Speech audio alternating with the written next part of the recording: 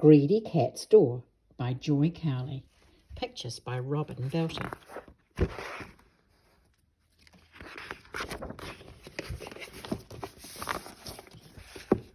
Greedy Cat ran to his door. His head and front legs went in. Wriggle, wriggle. His back legs went in. Wriggle, wriggle. Then in went his tail. "That cat door is too small," said Katie. "No," said Dad, "that cat is too big." "Meow!" cried Greedy Cat. He stomped to his door.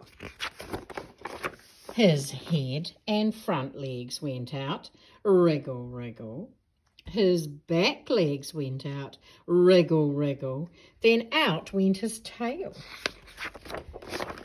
On Christmas Day, Greedy Cat had a big dinner. He had meat, gravy, peas, potatoes, and pudding. He was still hungry. "Meow, meow, meow." "No more," said Mum. "Off you go." "Look out, Greedy Cat." Greedy Cat walked to his door. Out went his head and front legs. Wriggle, wriggle, wriggle, wriggle, wriggle, wriggle, wriggle. "I'll help you," said Katie. "Wriggle, wriggle, push, push, pop." "Look at the cat door," cried Mum. Dad laughed. "Greedy Cat is wearing it." Katie said, "I know what Greedy Cat needs."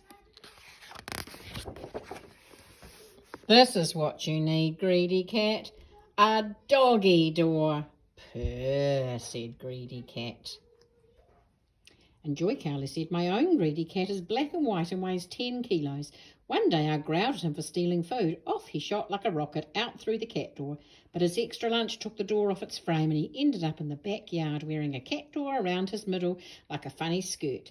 Now there's an idea for a story, I thought, and that's written by Joy Cowley.